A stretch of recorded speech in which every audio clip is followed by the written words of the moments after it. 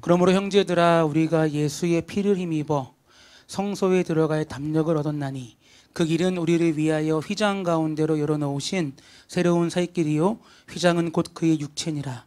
또 하나님의 집 다스리는 큰 제사장이 계심에 우리가 마음의 뿌림을 받아 악한 양심으로부터 벗어나고 몸은 맑은 물로 씻음을 받았으니 참 마음과 온전한 믿음으로 하나님께 나아가자.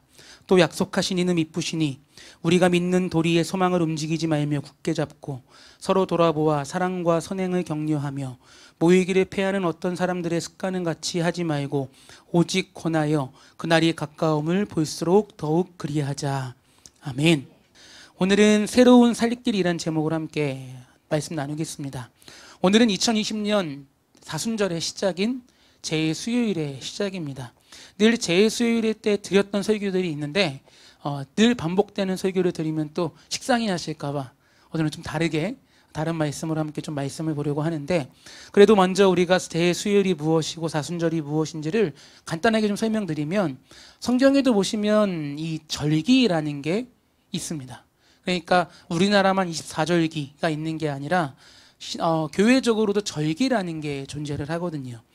세상의 절기는 24절기로 나누지만 교회의 절기는 예수님의 오심을 기다림으로 시작해서 상반기에는 이제 부활절 그렇게까지 이제 절정에 이르다가 하반기에는 이제 추수감사, 맥주감사 등등의 교회 절기들로 이렇게 이루어진 것을 볼 수가 있는데요. 교회의 절기의 시작은 그래서 12월 정도에 시작이 됩니다. 바로 대강절, 강림절, 대림절이라고 불리는 예수님의 오심을 기다리는 그 4주 정도의 그 기간을 놓고 우리가 이제 시작해서 이제 주연절, 이제 좀 있으면 오늘 사순절, 부활절에 이르기까지 쭉 이어지는 예수님의 생애로 절기가 이어진다고 볼 수 있는데, 특별히 제가 강조하는 절기 두 가지가 있다면 대강절과 이 사순절이라고 볼 수 있습니다. 왜냐? 날짜가 길어요. 네. 대강절은 한 4주 정도 되고요. 사순절은 말 그대로 40일의 기간을 보내는 절기라고 할 수 있습니다.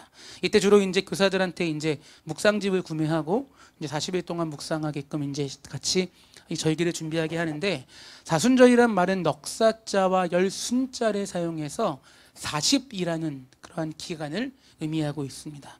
사실 이 40이라는 의미는 여러 가지가 있죠. 성경에서 인내와 고난에 하나님을 만나는 아주 중요한 시기, 모세도 엘리야도 또 노아의 방주의 기간도 40일이라는 숫자를 통해서 하나님께서 은총의 시기로 변화시키는, 하나님을 만나게 되는 그러한 40이라는 중요한 숫자의 의미를 갖고 있습니다. 물론 이 40이라는 숫자는 주일은 포함되지 않아요. 주일은 거룩한 날이기 때문에 주일을 제외하고 40일의 기간을, 그래서 총 따지고 보면 부활절까지 포함하면 47일간의 기간을 이 절기를 보내게 되는데, 따라서 46일이 지난 다음이 부활절이기 때문에 4월 12일 그때가 부활절로 우리가 보내게 될 겁니다. 역시나 작은 상식 하나 드리자면 부활절은 사실은 이 매년 바뀌는 날입니다. 우리가 성탄절은 12월 25일, 추수감사절 같은 경우에는 11월 셋째 주 통상 그렇게 정하고 있고, 맥주감사절 7월 첫째 주 이렇게 정하고 있는데, 부활절은 매년마다 날짜가 바뀌어요.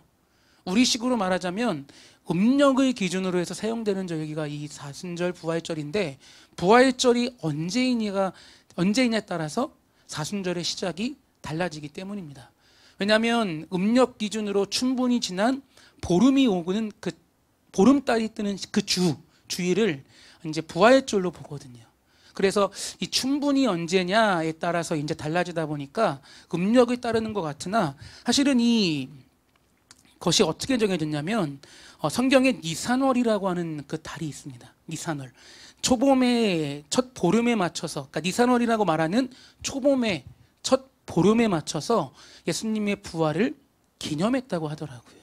이게 언제냐? 325년 니케아 공의회 때 이것이 공식적으로 정해지게 되어서 이것이 지금 우리에게는 음력처럼 정해지는 그러한 절기다라고 볼 수가 있죠.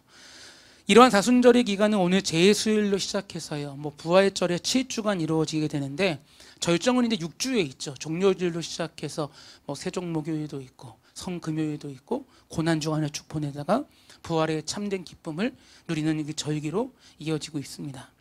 특별히 저는 오늘 사순절의 시작인 제2수요일을 참으로 많이 강조하고 있는데, 사순절의 첫날인 만큼 첫 시작을 잘 해야 끝까지 잘 할 수 있지 않을까 생각이 들어서입니다. 사실 개신교는요, 제2수요일을 그렇게 막 강조하거나 그렇게 막 화려하게 보내지는 않습니다.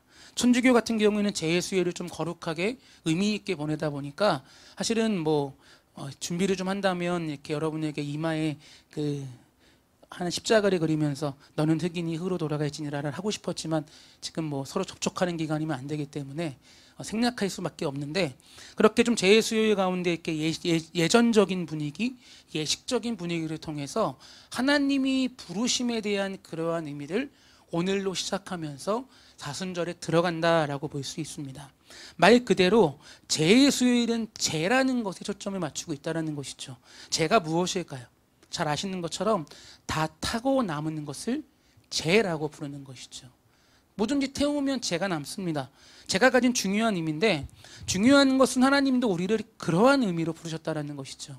창세기 3장 19절 보시게 되면 너는 흑인이 흑으로 돌아갈 것이니라 라고 말씀하신 하나님의 말씀에 기초해서 제2수요일은 시작되고 있습니다. 다시 말해 우리가 어떻게 하나님께로 다시 돌아가는 존재인가에 대한 묵상과 기도를 함으로써 이 제2수요일을 시작한다는 것이죠. 이와 비슷한 말씀은 욥이 이렇게 고백했습니다.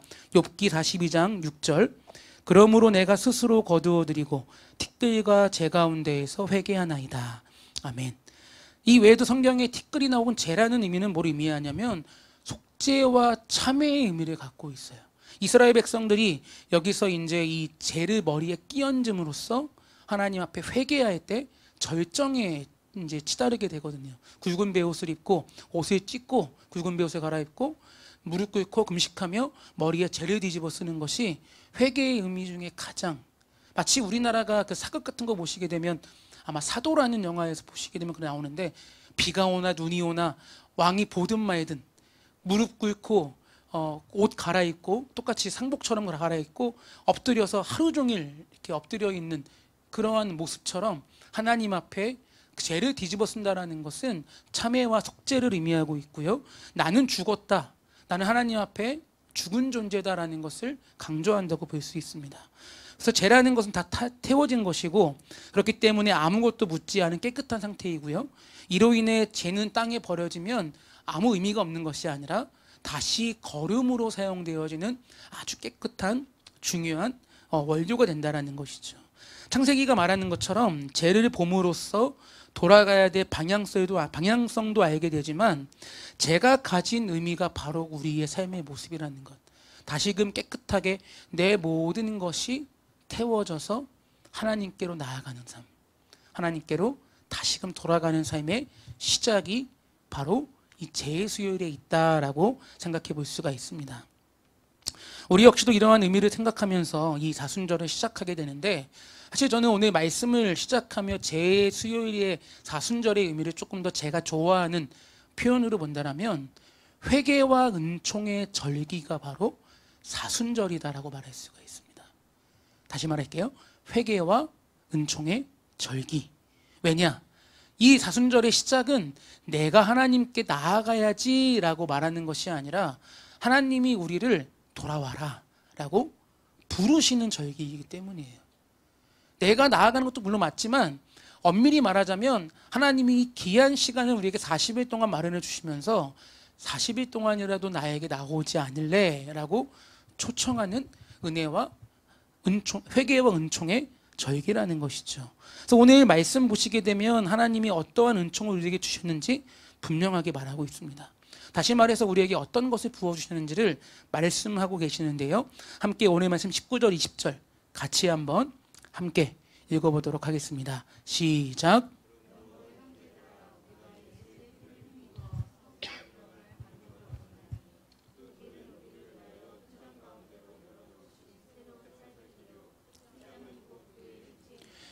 아멘. 히브리서 기자는 히브리서에서 아주 독특한 자신만의 그 표현들을 쓰고 있는 것 중에 하나가 뭐냐면, 대제사장이신 예수님에 대해서 언급하고 있습니다. 물론 이제 1장부터 쭉 보게 되면 천사랑 비교하고 뭐 모세랑도 비교하고 멜기세덱과 비교하면서 이제 멜기세덱의 반차를 따라서 그러한 하나님의 그 말씀을 이어받은, 그러니까 대제사장 예수에 대해서 이야기하시는데, 오늘 본문에서도 보게 되면 성소라는 단어를 통해서 그 의미가 좀 더 들어가 있습니다. 히브리서 기자는 19절을 통해서 성소에 들어갈 담력을 얻었다라는 표현을 통해 예수 그리스도를 보다 구체적으로 우리에게 말씀하고 계시는데, 그렇다면 왜 성소를 들어가게 될 때 담력이 필요할까가 고민이겠죠. 성소가 무엇인지 간단히 말씀드리면, 그 이스라엘의 그 예배 초소를 보게 되면 성막이라는 게 존재하죠. 성소라는 게 존재합니다. 근데 성막은 성소와 지성소로 구분이 되어 있어요. 쉽게 말하면 성막은 성막의 테두리로 휘장으로 가려져 있고, 그 안에 또 휘장이 되어 있어서 지성소를 구분하게 만드는 그러한 구조로 되어 있다는 것이죠. 이 두 번째 휘장으로 들어갈 때에는 1년에 딱 한 번 대제사장만 그날 정해진 대속제일에 휘장으로 지나갈 수가 있었습니다. 그래서 쉽게 말하면 크게는 성소, 작게는 지성소가 있다라고 볼 수가 있는데, 이를 구분하는 것이 20절에 말하는 휘장이라는 것입니다. 그러니까 오늘 말씀에서 이 성소라고 말하는 것은 사실은 지성소라는 것이죠. 지성소라는 언약궤가 있고, 언약궤 위에는 속죄소가 있어서 대제사장이 1년에 한 번 백성들의 죄를 놓고 그 안에 들어가 참회하는 기도를 드린다는 것이죠. 여기서 특이점은 휘장으로 구분되어 있다는 겁니다. 다시 말해 아무나 들어갈 수 없다는 것이죠. 레위기 16장 2절이 이렇게 이야기하고 있습니다. 여호와께서 모세에게 이르시되 내 형 아론에게 이르라, 성소의 휘장 안 법궤 위 속죄소 앞에 아무 때나 들어오지 말라. 그리하여 죽지 않도록 하라. 이는 내가 구름 가운데에서 속죄소 위에 나타남이니라. 아멘. 우리가 읽은 19절은 그러니까 지성소라는 의미를 갖고 있다는 것이죠. 개역개조는 성소라고 말하지만 다른 다 번역서들은 지성소라고 이야기하고 있습니다. 하나님의 임재의 상징이고요, 특별한 공간을 구분해 놓은 장소라는 것이죠. 히브리서 기자는 이러한 공간에 들어갈 때 담력이 필요하다라고 분명하게 이야기하고 있습니다. 이유는 간단한데요, 대제사장이 아니면 죽기 때문입니다. 대제사장도 아무 때나 들어가는 것이 아니라 정해진 때에 그때에만 들어갈 수 있는 아주 특별한 공간이었다라는 것이죠. 그러니 그 누구도 들어갈 수 없는 곳이기 때문에 담력이 있어야 들어간다라는 거죠. 아무리 대제사장이라 하더라도 죄가 있으면 죽임을 당할 수밖에 없는 그러한 하나님의 거룩한 공간, 아주 그러니 내 안에 담력이 있어야 되지 않겠습니까? 쓰인 담력이라는 단어는 헬라어로 보니까 파레시아인데요, 신약 성경에 이 단어가 쓰일 때에는 보통 사람이 하나님과의 새로운 관계로 생기는 자유의 문제와 연결 지을 수 있다고 합니다. 그러니까 내가 그 담력이라는 것은 내 안에 하나님과의 관계 속에 자유로움에 대한 그러한 변화가 일어난다는 것이죠. 히브리서 기자는 이러한 하나님의 관계로 생기는 자유가 뭐라고 얘기하냐? 예수 그리스도의 피와 연관성이 있다라고 얘기하고 있습니다. 또한 이러한 이유 때문에 대제사장인 예수님과 연관성이 있음을 히브리서 기자는 계속적으로 히브리서에서 강조하고 있습니다. 쉽게 말하자면 대제사장으로 이 땅에 오신 예수님으로 인하여서 우리는 그분과 관계를 맺는 놀라운 축복이 주어졌다는 것이죠. 이러한 관계 맺음 때문에 예수 그리스도 안에서 우리가 담대할 수 있게 되었다. 그게 오늘 말씀이 말하는 핵심이라는 겁니다. 메시지 성경을 보니까 좀 재밌는 표현이 나와요. 담력을 뭐라고 표현했냐면 주저함 없이, 주저하지 않는다. 우리가 이제 부르는 찬양 중에 그 나를 부르시니가라는 찬양 아시죠? 나를 부르시니가. 거기 보면 주저함 없이라는 부분에 하나님의 은혜로 나아갈 수 있는 은혜가, 주저하지 않고 누구나 갈 수 있는 은혜가 우리에게 주어졌다라는 표현이죠. 담력을 얻었기 때문에 주저함이 없다라는 겁니다. 여기엔 중요한 한 가지 의미가 더 우리가 소개되고 있는데, 19절을 보시게 되면 담력 혹은 주저함 없이 하나님의 성소로 갈 수 있는 이유가 예수님의 피 때문이다. 피. 이게 중요하죠. 물론 예수님의 피를 이야기할 때 우리는 단순히 피 흘림으로만 얘기하지 않죠. 그분이 왜 피를 흘리셨을까요? 그분의 십자가의 은혜가 그 피 안에 들어가 있다는 것입니다. 그분의 희생이 있다는 것이죠. 이로 인해 성경은 어떤 일이 일어났냐? 마가복음 15장 30절 38절 같이 한번 읽어보겠습니다. 시작.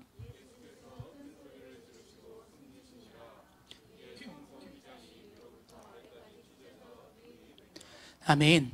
앞에서 휘장은 뭐였죠? 성소와 지성소를 가로막는 것이었죠. 그래서 1년에 딱 한 번 대제사장만 들어갈 수 있었던 구분점이었고요. 아무나 들어갈 수 없었던 그러한 하나님의 임재의 처소였습니다. 근데 예수님께서 십자가에 달리심과 희생하심으로 인해 마가복음에서 뭐라고 표현하냐? 휘장이 찢어졌다. 무슨 의미일까요? 이제는 예수님을 통하여 누구나 들어갈 수 있다. 더 놀라운 건 뭘까요? 휘장이 어디부터 어디로요? 위에서 아래로. 이게 말이나 되는 일일까요? 어떻게 다시 커튼 한번 찢어보시겠어요? 그러면 아래부터 주로 이렇게 힘이 받는 대로 찢어지잖아요. 사실은 아닌가? 그렇게 찢어지나요? 근데 위로부터 찢어졌다는 의미는 하나님이 그것을 찢으셨다라는 거예요. 예수님의 십자가의 은혜로 말미암아 위로부터 아래로 찢어진다라는 건 우리가 한 것이 아니라 예수님께서 피를 흘리심으로 그러한 놀라운 일이 벌어졌다라는 겁니다. 그래서 이제는 하나님의 임재의 공간이 닫힌 공간이 아니라 누구에게나 열린 공간이 되었다라는 거죠. 왜요? 예수 그리스도의 피로 말미암아. 그래서 우리가 담력이 생겼고 하나님께서 우리에게 열어주시는 놀라운 사건이 이루어졌다라는 겁니다. 그래서 20절에 보시게 되면 뭐라고 얘기합니까? 이 길은 새로운 살길이다라고 우리에게 표현합니다. 새로운 살길. 놀라운 표현이겠죠. 히브리서의 특징을 보시게 되면 히브리서 기자는 옛 언약에 대한 이야기를 많이 강조합니다. 옛날에는 이러한 언약들이 있었고 저런 언약들이 있었다. 근데 반전이 뭘까? 예수님이 오심으로 말미암아 옛 언약의 이야기가 다 무너지고 새로운 하나님의 살길, 새 언약이 우리에게 시작되었다. 이게 바로 히브리서 기자가 말하고자 하는 핵심이라는 겁니다. 그 길, 히브리서 기자는 이 표현을 뭐라고 했는지를 좀 보자면 사실은 성경에서 길이라는 표현은 이 부분에서 가장 잘 표현된 것 같아요. 사도행전 9장 2절 다메섹 여러 회당에 가져갈 공문을 청하니 이는 만일 그 도를 따르는 사람을 만나면 남녀를 막론하고 결박하여 예루살렘으로 잡아오려 함이라. 그러니까 그 당시 이제 그리스도인이라는 이야기가 나오기 전에 기독교인들은 어떤 표현으로 불렸냐? 그 도를 따르는 사람. 오해하시면 안 돼요. 뭐 대순진리회처럼 도를 하십니까? 선해 보이십니다. 그런 도가 아니라 예수님의 길을 따라가는 사람, 예수님의 사람이란 표현이 도라는 표현이라는 것이죠. 다시 말해 기독교인은 어떤 사람이냐? 오직 한 길이신 하나님 예수 그리스도 성령님을 닮아 따라가는 사람. 시편 1편이 말하는 것처럼 오만한 자의 자리에 앉거나 뭐 그 자리에 멈춰서 다른 길로 돌아가는 자가 아니라 하나님 앞에 똑바로 그 길을 걸어가는 사람이 바로 그 도를 따르는 사람이라고 성경은 이야기합니다. 더욱이 이미 오늘 말씀에 뿐만 아니라 성경은 그 길을 여신 분이 누구라고 말씀하십니까? 예수 그리스도. 20절에서 말하는 길이란 결국 예수님을 통해 하나님께 온전하게 나아가는 길을 우리에게 만들어 주셨다는 것이죠. 그래서 우리는 이 이야기 한 가지 더 알 수 있는 게 뭐냐면 하나님께 나아가는 길은 다른 게 없다라는 거예요. 우리 지난주 담임 목사님께서 이제 그 다원론 얘기하셨잖아요. 산이 꼭대기는 하나지만 올라가는 길이 여러 개가 있다. 다원주의자들은 그렇게 얘기하거든요. 불교를 통해서도 이슬람을 통해서도. 하지만 기독교는 절대 그럴 수 없어요. 오직 한 길, 예수 그리스도. 왜냐? 우리가 잘 아시는 말씀이 있습니다. 요한복음 14장 6절 같이 읽겠습니다. 시작.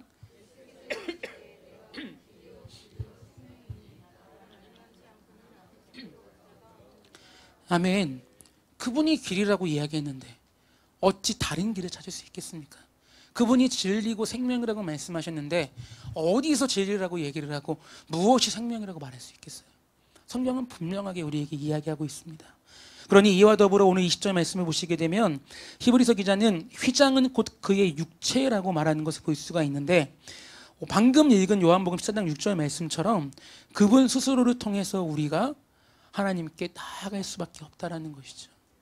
휘장이 찢어짐, 예수 그리스도의 십자가의 희생으로 말미암아 우리는 하나님께 나아갈 수 있는 유일한 길을 얻었다는 겁니다.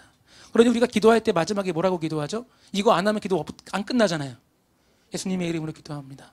옛날에 어떤 분이 이걸 까먹어가지고 기도를 4시간, 5시간 계속 끝낼 수가 없어가지고 끝낼만 하면 사람들이 안 끝나고 쳐다보고 그래서 그랬다죠. 안산홍 증인이 어떻게 기도하는 줄 아시죠? 안산홍의 이름으로 기도합니다. 참 죄송해요. 가지가지 해요. 네, 이단들이 참 요즘에 많이 이슈가 되고 있는데 그렇게 기도를 하더라고요. 우리는 예수님을 통과하지 않으면 하나님께 갈 수가 없다라는 거예요. 오직 한 게 예수님을 통해 우린 나음을 입었고 오직 그분의 육체를 통해 우리의 새로운 살 길이 이루어지게 된 것이며 그 피를 힘입어 담력을 얻어 성소에 들어갈 수 있는 길이 열렸다라는 것을 기억해야 된다는 겁니다. 이러한 이유로 이 제수요일은요, 우리가 가야지 해서 가는 길이 아니에요. 하나님이 이 시간을 우리에게 허락하심으로 나와라. 그렇기 때문에 우리는 초청받은 자라는 거죠. 초청받은 자. 초대장이 여러분에게 오늘 주어진 겁니다. 사순절 함께하지 않을래. 좀 더 심하게 말하면 와. 그냥 와. 그렇게 우리에게 오늘 말씀하시는 이 절기가 시작되었다라는 겁니다. 그래서 이 절기는요, 회개와 은총의 절기라는 겁니다. 주님께 회개하고 주님의 한 길로 나아가고 예수 그리스도의 피를 힘입어 나아가면 은총이 우리에게 임한다라는 것이죠. 그래서 우리가 이 절기를 잘 보내면 부활절날 우리의 표정이 다를 수밖에 없다라는 거예요. 부활절날 아무런 표정의 기쁨이 없다. 40일 동안 어떻게 보냈는지 다시 한번 생각해 보시면 됩니다. 40일을 조금 더 하나님 앞에 철저하게 회개하고 조금 더 거룩하게 나아가고 조금 더 하나님 앞에 오늘 우리가 부른 찬양처럼 회개와 금식과 다양한 모습으로 나아간다면 다순절이 끝나는 게 안 기쁠 수가 없어요. 다순절 이제 금식하시는 분도 계실 텐데 금식이 끝나는 행복을 누릴 수 있습니다. 너무 그 부활절이 빨리 오기를 선호하거든요. 기대되고 부활절이 끝나면 와 이제는 하나님과 더 친밀해질 수 있다. 그런 절기를 우리가 나아가는 귀한 절기라는 거 잊지 말았으면 좋겠습니다. 그렇다면 이 절기를 어떻게 보내야 될까요? 오늘 말 23절 먼저 함께 읽어보겠습니다. 시작.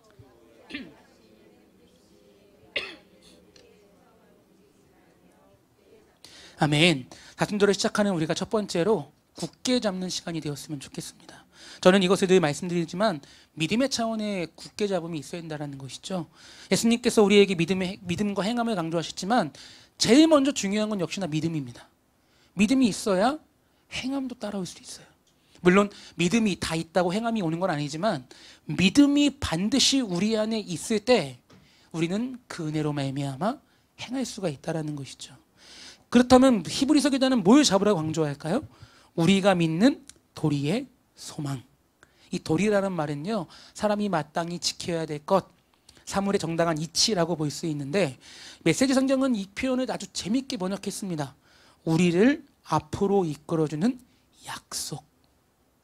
도리가 뭐냐? 우리를 앞으로 이끌어주는 하나님의 약속이라는 것이죠. 그걸 굳게 잡으면 소망이 된다라고 말하고 있는 겁니다. 도리라는 말 쉽게 말하면 아까 말씀드렸죠. 도를 따르는 사람, 즉 예수 그리스도를 우리가 굳게 잡을 때 우리는 그렇게 하나님께 나아갈 수 있다는 것이죠. 그래서 이전 말씀 히브리 4장 14절 이렇게 말합니다. 그러므로 우리에게 큰 대제사의 제사장이 계시니 승천하시니 곧 하나님의 아들 예수시라. 우리가 믿는 도리를 굳게 잡을지어다. 아멘. 그러니까 예수님을 굳게 잡아야 된다는 것이죠. 그러면 우리 안에 소망이라고 나타나게 되는데 히브리서 기자는 히브리서를 통해 소망에 대한 이야기를 많이 했습니다. 7장 19절 보면 이렇게 말하고 있더라고요. 이에 더 좋은 소망이 생기니 이것으로 우리가 하나님께 가까이 가느니라. 아멘. 소망은 뭐냐? 단순히 소망은 잘 먹고 잘 살고 행복만 누리는 게 소망이 아니라 소망이 있어야 되는 이유는 하나님께 가까이 갈 수 있는 것. 하나님과 함께하는 소망을 품어야 된다는 것이죠. 이를 통해 히브리서 기자가 가지고 있는 소망이라는 단어는 이제 장차 올 예수 그리스도의 만남에 이루어지는 온전한 기쁨이 우리 안에 있게 된다는 겁니다. 어떻게 있게 된다고요? 무엇을 굳게 잡으라고요? 예수 그리스도. 예수 그리스도를 굳게 잡으면 그분과 함께함으로 하나님과 나아갈 수 있는 올바른 소망이 우리에게 있다라는 것이죠. 하지만 히브리서 기자는 우리 모두가 소망이 있더라도 올바로 붙잡지 못할 수 있음에 대한 권면을 하고 있다라고 봅니다. 19절 보시게 되면 움직이지 말며라고 이야기하면서 올바로 붙잡아야 되는 이야기하고 있습니다. 다시 말해서 소망은 흔들리는 것에 대해서 부정적일 수밖에 없다라는 거예요. 소망이 있다 하더라도 내 안에 자꾸만 무언가가 나를 흔들게 되면 손도 막 떨리면서 놓칠 수밖에 없다라는 거죠. 굳게 잡고 싶어도 흔들리게 만드는 것 때문에 자꾸만 우리가 신뢰와 믿음이 떨어지고 있습니다. 그래서 성경에서는 이 의미를 믿음과 신뢰의 차원을 넘어 하나님을 의지하라 라고 말하고 있는데, 로마서 15장 이렇게 이야기합니다. 소망의 하나님이 모든 기쁨과 평강을 믿음 안에서 너희에게 충만하게 하사 성령의 능력으로 소망이 넘치게 하시기를 원하노라. 아멘. 결국 소망을 굳게 잡는다는 것은요, 우리의 마음을 움직이지 말고 하나님 앞에 굳건하게 그 마음을 의지하는 것밖에 없다는 겁니다. 왜 그럴까요? 히브리서 기자는 23절 앞부분에 약속하신 이는 미쁘시기 때문이다. 미쁘다라는 말이 우리나라 순수어 마늘이라고 하더라고요. 찾아보니까 미쁘다라는 말은 믿음이 있다. 저는 미쁘다가 아름다운 말인 줄 알았어요. 아름답다. 근데 이게 믿음성이 있다, 믿음이 있다. 그래서 메시지 성경은 뭐라고 얘기하냐면 그분은 언제나 자기 말을 지키시는 분이십니다. 그게 우리 믿음 아니겠습니까? 기도할 때 하나님의 앞에 이러한 신뢰가 있기 때문에 기도함으로 나아가는 것 아니겠습니까? 그래서 우리가 믿음의 도리의 소망을 굳게 잡을 수 있는 것은 하나님은 반드시 우리 앞에 약속하신 것을 이루어 주시기 때문이다. 이러한 믿음이 있다라는 것이죠. 즉 이 표현을 쉽게 말하자면 하나님은 신실하신 분이십니다 라고 바꿔 말할 수가 있습니다. 따라 사순절을 시작한 우리 모두에게도 이러한 믿부심을 우리 안에 온전히 간직하시기를 부탁드립니다. 하나님을 온전히 바라보는 믿음이 있어야 우리가 담력을 얻어 성소에 나갈 수 있다고 말했는데 이 믿음이 흔들리면 무슨 소용이 있겠습니까? 40일 동안 하나님 앞에 굳건한 믿음으로 나아가서 회개할 때 은혜를 베푸시고 다시금 일어나 나아갈 때 세계를 열어주시는 하나님이 계시다는 것을 사순절 기간 동안 온전히 깨닫는 우리 모두가 되었으면 좋겠습니다. 두 번째 24절과 25절 같이 한번 함께 읽겠습니다. 시작.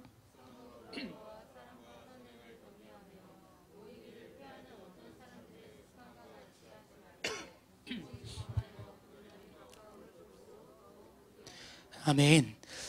제가 굳이 믿음과 행함 강조하지 않으려고 해도 성경을 보면 두 가지가 늘 동일하게 나오더라고요. 첫 번째 굳게 잡았으면 두 번째 뭐라고요? 서로 돌아보며 가까움을 볼수록 더 그렇게 해야 된다. 우리에 대한 행함을 강조하고 있는데 오늘 말씀 사실은 우리가 잘 아는 말씀과 똑같이 있어요. 히브리서 기자와 사도 바울이 똑같이 얘기했습니다. 빌립보서 2장 1절에 보면 이렇게 나와요. 그러므로 그리스도 안에 무슨 권면이나 사랑의 무슨 위로나 성령의 무슨 교제나 긍휼이나 자비가 있거든 마음을 같이하여 같은 사랑을 가지고 뜻을 합하여 한 마음을 품어 아무 일에든지 다툼이나 허영으로 하지 말고 오직 겸손한 마음으로 각각 자기보다 남을 낮게 여기고 각각 자기 일을 돌볼 뿐더러 또한 각각 다른 사람들의 일을 돌보아 나의 기쁨을 충만하게 하라. 아멘. 이 4절을 이야기할 때 그렇게 얘기할 수 있어요. 이거는 개인적인 측면을 넘어서 공동체적인 차원이다. 공동체성을 가져야 된다라고 우리에게 말하고 있다는 것이죠. 빌립보서에서 말하는 것처럼 사랑과 선행은 믿는 우리가 반드시 해야 되는 것이라고 강조하고 있다는 것이죠. 하지 말아라가 아니라 반드시 해야 된다. 빌립보서 2장 1절 다시 보시면 무슨 권면이나 사랑의 무슨 위로나 성령의 무슨 교제나 긍휼이나 자비를 이야기하면서 앞에 뭐라고 얘기합니까? 그리스도 안에 주님 안에 있으면 이게 자연스럽게 나온다는 거죠. 그러니까 믿음이 있어야 된다는 거예요. 믿음이 있고 은혜가 있어야 이러한 마음이 나온다는 겁니다. 대중에는 착한 사람들 중에 이런 마음이 있는 사람도 있지만 우리같이 부족한 사람은 하나님이 은혜를 부어주실 때 더 넘치는 사랑의 마음이 나올 수밖에 없다는 것이죠. 그래서 이러한 일이 가능할 때 빌립보서 2장 2절로 4절까지의 일들이 자연스럽게 우리 안에 이루어지는 것. 결국 예수 그리스도 안에 있다는 사실을 확인하게 되면 예수 그리스도의 사랑의 마음들이 자연스럽게 나오게 된다는 것이죠. 어려운 사람을 돕고 힘든 사람에게 위로를 주며 그들과 함께함으로써 공동체로 하나님의 나라를 만들어가게 된다는 겁니다. 그러기 위해서 먼저 이루어야 될 것, 무엇보다 중요한 것은요, 그리스도 안에서 권면을 받고 사랑으로 위로를 받아야 되며 성령으로 교제와 긍휼과 자비함을 느끼는 자가 되어야 된다. 19절에 우리가 보았던 것처럼 이미 우리는 예수 그리스도의 피로 말미암아 성소에 들어갈 수 있는 담력을 받은 자이기 때문에 이러한 은혜가 주어졌다라는 것입니다. 이미 하나님 앞에 우리가 예수 그리스도의 능력을 받았기 때문에 가능하다라는 것이죠. 그래서 우리가 이제 앞으로 어떤 걸 다순절했으면 좋겠냐. 사실 말씀 준비하면서 말씀의 핵심은 여기에 있는데 지금 참 어려운 일이 벌어졌어요. 서로 자주 뭉쳐라 라고 말을 해야 되는데 요즘 모이기가 너무 어려워져서 어떻게 해야 될까? 방법은 있습니다. 카톡이라도 많이 주고받으세요. 속회에 보니까 어떤 속 보니까 속회를 못 드려서 카톡방에 속회를 드렸다는 속회가 있더라고요. 좋은 아이디어였습니다. 카톡방으로 속회. 근데 물론 뭐 찬양을 부를 수 없고 할 수 없으니까 좀 아쉽긴 하지만 카톡방에 서로 나누고 주고받고 이야기하고 서로 격려하고 기도하고 지금 모일 수는 없지만 그래도 모일 때마다 서로가 함께 격려하며 더욱더 힘써라. 그래서 오늘 25절 말씀을 메시지 성경으로 뭐라고 얘기하냐. 어떤 이들처럼 함께 모여 예배하기를 피할 것이 아니라 서로 격려하여 더욱 힘써 모이십시오. 아멘. 뭐 안 모인다 그래서 은혜가 없는 거 아닙니다. 지금은 어쩔 수가 없기 때문에 서로 좀 배려할 필요가 있지만 이 시기가 잘 넘어갈 수 있도록 기도하면서 서로에게 관심을 가지라는 거예요. 관심.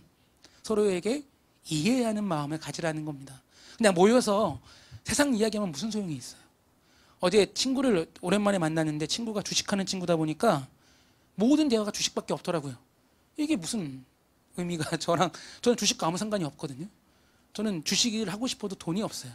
투자 금액을 얼마 낼 수가 없더라고요. 근데 그 친구는 모일 때마다 이제 자기가 투자하고 있는 주식 펀드 매니저는 아니지만 형이랑 같이 주식하고 있는데 뭐 한 달에 얼마 버냐 물어봤더니 500 정도는 번다. 근데 올해 목표가 한 달에 800 버는 거다. 그래서 축하한다고 그랬어요. 뭐 할 말이 없어서 축하한다. 잘했다. 그래 대신 교회 좀 나와라. 너 아버지도 교회 다니시는데 네 이제 좀 나올 때 되지 않았냐. 멀면 우리 교회 나와라. 우리 교회 더 멀거든요. 걔가 청라 쪽이라서 우리 교회 나와라. 청년으로 인정해줄게. 결혼 안 했으면 결혼 인정해줄게. 그 얘기밖에 할 게 없었거든요. 그냥 모여서 다른 얘기하는 게 아니라 서로 기도 제목을 나누고 격려하고 돌아보라는 것이죠. 왜냐? 마태복음 18장 20절 이렇게 이야기합니다. 두세 사람이 내 이름으로 모인 곳에는 나도 그들 중에 있느니라. 아멘. 카톡방에도 하나님은 계세요. 카톡방에 하나님 온라인 참여 못하시는 분 아니세요. 하나님도 카톡방에 함께 하시고 어디든 두세 사람이 같은 마음으로 모여 서로를 돌아보고 격려하며 기도하고 서로를 위해 관심을 가질 때 하나님은 그 자리에 함께 하십니다. 그 자리에 그 마음과 동일하게 은혜를 주신다는 것이죠. 다순절에 보내는 우리가 모두 하나님 앞에 이러한 놀라운 은혜의 자리가 점점 많아졌으면 좋겠어요. 내가 하나님께 받은 은혜, 새로운 살 길이 열렸다라면 나만 열린 것이 아니라 우리 모두가 하나님 앞에 다른 사람들도 새로운 살 길을 열어줄 수 있는 귀한 통로가 되었으면 좋겠습니다. 그게 우리가 다순절에 더욱더 주님과 함께 나아가야 될 의미라는 것이죠. 25절은 한 가지 더 붙인 게 뭐가 있냐. 그날이 가까움을 볼수록 그리하라. 그날이 가까움을 볼수록. 저는 꼭 이게 뭐 종말을 의미한다고 보지 않습니다. 저는 그렇게 얘기하고 싶어요. 내가 예수 그리스도의 은혜를 더 많이 입을수록, 내가 하나님의 은혜를 더 많이 알수록 더욱 그리하자. 그게 히브리서 기자가 우리에게 권면하는 이야기라고 볼 수 있습니다. 다순절이 시작되었습니다. 어떤 마음으로 시작하십니까? 저도 다순절 시작하면서 이제 오늘 딱 이제 하루를 시작하면서 좀 더 하나님 앞에 어떻게 좀 거룩함으로 나아갈까? 좀 더 무엇을 좀 더 버릴까에 대한 고민들로 시작하고 있습니다. 40일만 참으면 되잖아요. 그렇죠? 40일 뭐 얼마나 기다고요? 금방 갑니다. 네, 6주 눈 딱 감으면 가 있을 거예요. 꽃 피면 부활절입니다. 네, 미세먼지 많으면 부활절이에요. 금방 옵니다. 4주, 이 6주간, 7주간을 어떻게 보내느냐가 저는 늘 말씀드리지만 저도 이제 해야 될 것이지만 1년에 11조라는 개념으로 보시면 돼요. 1년에 12조. 40일, 365일, 11조 아니겠습니까? 이 기간을 우리가 그러한 마음으로 하나님 앞에 온전하게 시작하면 올 한해 성공하는 겁니다. 올 한해 우리가 믿음으로 승리할 수 있는 거예요. 생활의 11조, 바로 이 사순절에 있습니다. 그러니 우리가 물론 넘어질 수 있죠. 물론 때로는 못 지킬 수도 있지만 그러나 넘어졌다고 포기하는 게 아니라 한 주간 한 주간 다시금 일어나 이 사순절의 기간을 온전히 시작하고 또 하나님께 나아갈 때에 우리의 신앙은 조금씩 더 나아가고 있다는 것. 그래서 하나님이 주시는 새로운 살 길을 조금씩 더 바라볼 수 있다는 걸 기억했으면 좋겠습니다. 오늘부터 시작되는 이 회개와 은총의 절기, 정말 다양한 방법들, 뭐 설명드리진 않겠습니다. 청소년부 친구들한테 미디어 금식 뭐 하든 말든 지내가 하겠죠. 강조는 하겠지만 다양한 방법이 있습니다. 뭐 드라마를 끊으시거나, 드라마 볼 거 성경책을 읽을 시간으로 바꾸시거나, 아니면 뭐 기도 시간을 좀 늘리시거나, 아니면 새벽 예배에 참여하신다거나, 아니면 뭐 금식을 하신다거나, 아니면 다양한 여러분이 할 수도 있는 방법들. 예전에 교수님은 그거 하시더라고요. 커피 금식. 뭐 이런 금식까지 해야 되는 거 할지 모르겠지만 하나님만큼 사랑하는 걸 하나 포기해 보는 것도 좋은 시간 아니겠습니까? 우리가 그러한 시간들을 통해 다시 오시는 부활절, 매년마다 오시더라고요. 매년마다 우리의 마음에 오셔서 우리를 자극하시고 다시 돌아오게 만드시는 하나님을 더욱더 믿고 의지하는 이 놀라운 시기가 되었으면 좋겠습니다. 영상 하나 보고 마칠게요. 오늘